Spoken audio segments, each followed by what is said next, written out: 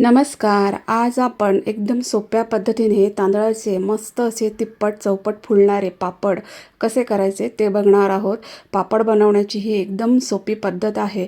तुम्ही बघू शकता एकदम क्रिस्पी आणि मस्त आणि कमी तेलकट आणि जबरदस्त फुलणारे असे हे तांदळाचे पापड तयार होतात. तर याच्यासाठी बघा मी हे तांदूळ आहे आपला रोजचा जेवणातला कोलम तांदूळ तो घेतलेला आहे.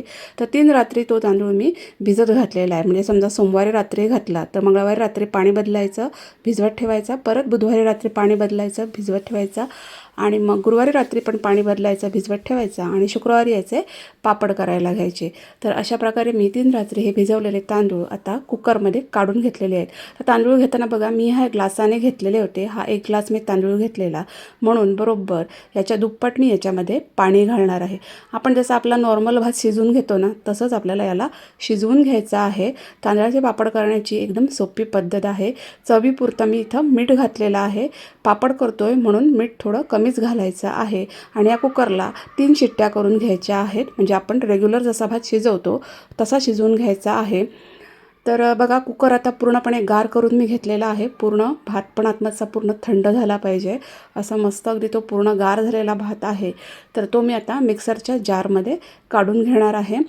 आपण हा 3 रात्री भिजवलेला तांदूळ वापरतो, त्यामुळे जेव्हा आपण ह्याला कुकरला लावायला जातो तेव्हा थोडासा वास वगैरे येतो, पण पुढे पापडांना मात्र अजिबात वास येत नाही. तांदूळ भिजत घातल्यामुळे हे जे पापड आहेत ते कुठलाही पापड खार किंवा सोडा न घालतासुद्धा मस्त अगदी दुपटी तिपटीने फुलतात. तर याच्यामध्ये थोडं पाणी घालायचं आहे आणि याची पेस्ट करून घ्यायची आहे. पाण्याचं प्रमाण मात्र जास्त घालायचं नाही. आपल्याला ह्याचं जाडसरच बॅटर ठेवायचं आहे. तर अशा प्रकारे सगळा जो भात आहे तो मी मिक्सरला फिरवून घेतलेला आहे. आता याच्यामध्ये मी कलौंजी घातलेली आहे. कलौंजी म्हणजे कांद्याची बी. तुमच्याकडे असेल तर घाला, नाही तर मग याच्याऐवजी तुम्ही पांढरे तीळ, जिरं किंवा नुसते प्लेन असे पण पापड करू शकता. आणि बॅटरची कन्सिस्टन्सी तुम्ही बघू शकता. इतपत जाडसर आपल्याला हे बॅटर ठेवायचं आहे. आणि याचे आपल्याला जाडसर असे पळी पापड घालायचे आहेत. खूप पातळ असे पापड घालायचे नाही आहेत, कारण जेव्हा पापड सुकतो तेव्हा तो अजून पातळ होतो. त्यामुळे थोडा जाडसरच असा हा पापड आपल्याला घालायचा आहे. हे तुम्ही फॅनखाली पण घालू शकता, कारण सध्या उन्हाळ्याचे दिवस आहेत, त्यामुळे हे घरामध्ये सुद्धा पापड वाळतात किंवा तुम्ही हे उन्हामध्ये सुद्धा वाळवू शकता. तर अशा प्रकारे बघू शकता तुम्ही, मी हे सगळे पापड घालून घेतलेले आहेत. तर एका ग्लासाचे जवळजवळ इथे 50 पापड तयार झालेले आहेत आणि एका उन्हामध्येच हे सुकून आलेले आहेत. हे बघा, वाळल्यानंतर असे थोडेसे ते आकसतात, मग तुम्हाला हे पलटवून घ्यायचे आहेत. हे बघा, प्लास्टिक आरामात सोडतात हे पापड आणि हे पलटवून घ्यायचे आहेत आणि दोन्ही बाजूने व्यवस्थित आपल्याला हे वाळवून घ्यायचे आहेत. 1 ते 2 उन्हामध्ये हे मस्त एकदम वाळून येतात छान अगदी. आणि एकदम असे चकचकीत पारदर्शक असे हे मस्त असे तांदळाचे पापड झालेले आहेत.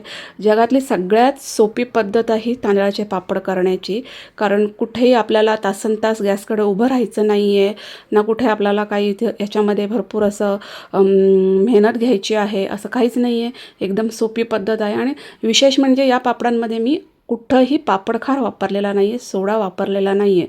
त्यामुळे तब्येतीसाठी सुद्धा हे पापड खूप उत्तम आहेत. तर सगळे पापड बघा वाळवून झालेले आहेत. एकदम एकदम ट्रान्सपरंट आणि मस्त चकचकीत असा हा पापड इथं तयार झालेला आहे. आता हे तळून बघूया.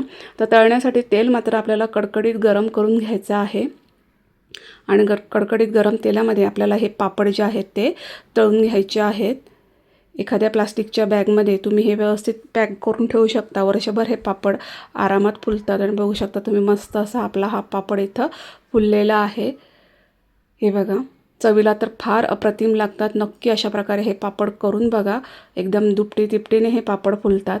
एकदम मस्त असे हे पापड इथं झालेले आहेत. अशा प्रकारे मी काही पापड हे तळून घेतलेले आहेत. बघू शकता किती मस्त पांढरे शुभ्र, करायला एकदम सोपे आणि खायला तितकेच चविष्ट असे हे तांदळाचे पापड इथं तयार झालेले आहेत. एकदम चविष्ट असे.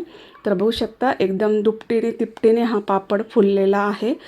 वाळवलेला पापड आणि तळलेला पापड याच्यामधला फरक तुम्ही इथं बघू शकता. तर मस्त असा हा पापड इथं तयार झालेला आहे आणि क्रिस्पीनेस बघू शकता. एकदम कुरकुरीत आणि मस्त असे पापड तयार होतात.